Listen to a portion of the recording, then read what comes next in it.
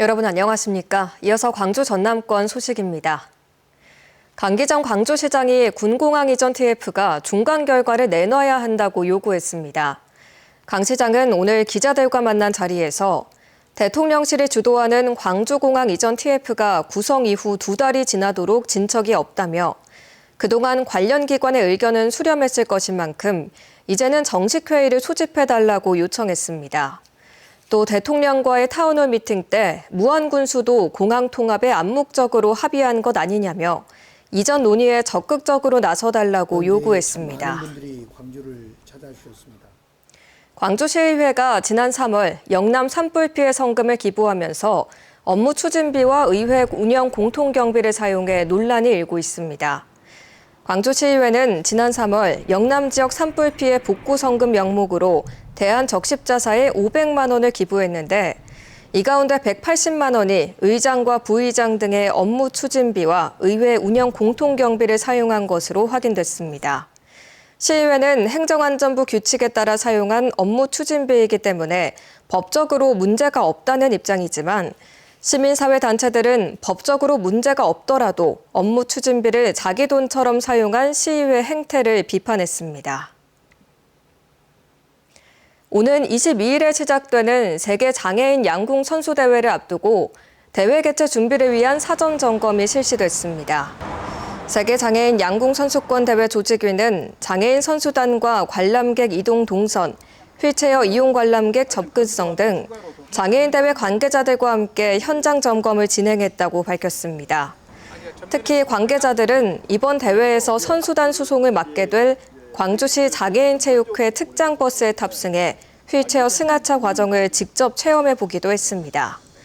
이번 대회에는 전 세계 47개국 443명의 선수와 임원 등이 참가할 예정이며 22일 공식 연습을 시작으로 28일까지 진행됩니다.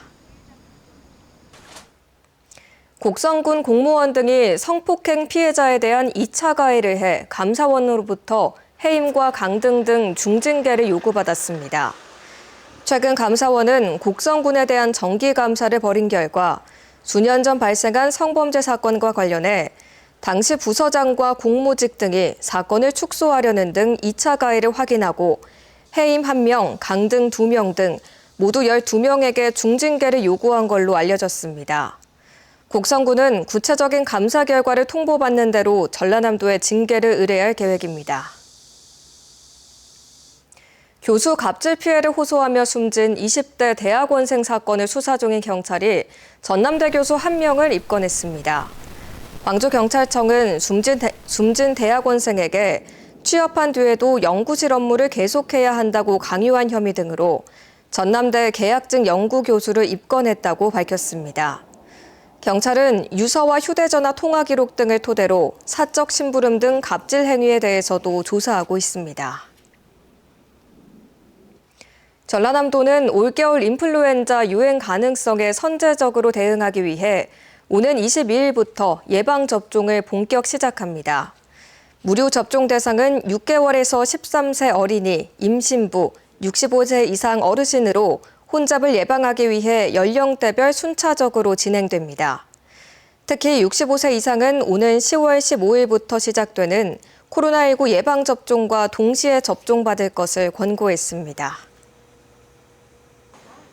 광주은행은 추석을 앞두고 지역 중소기업과 소상공인을 위해 6천억 원 규모의 특별자금을 지원한다고 밝혔습니다. 지원 규모는 신규 자금 3천억 원과 만기 연장 3천억 원으로 업체당 최대 50억 원까지 이용할 수 있고 최대 연 1.2%포인트의 금리 우대도 제공될 예정입니다. 광주은행은 중소기업과 소상공인을 대상으로 다음 달 31일까지 지원할 계획입니다.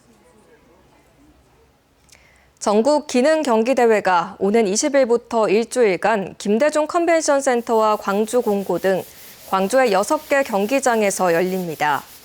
이번 대회에는 전국 17개 시도에서 선수와 지도교사, 임원 등 13,000여 명이 참가하고 선수들은 전기 제어와 모바일 앱 개발 등 51개 직종에서 기량을 겨룹니다.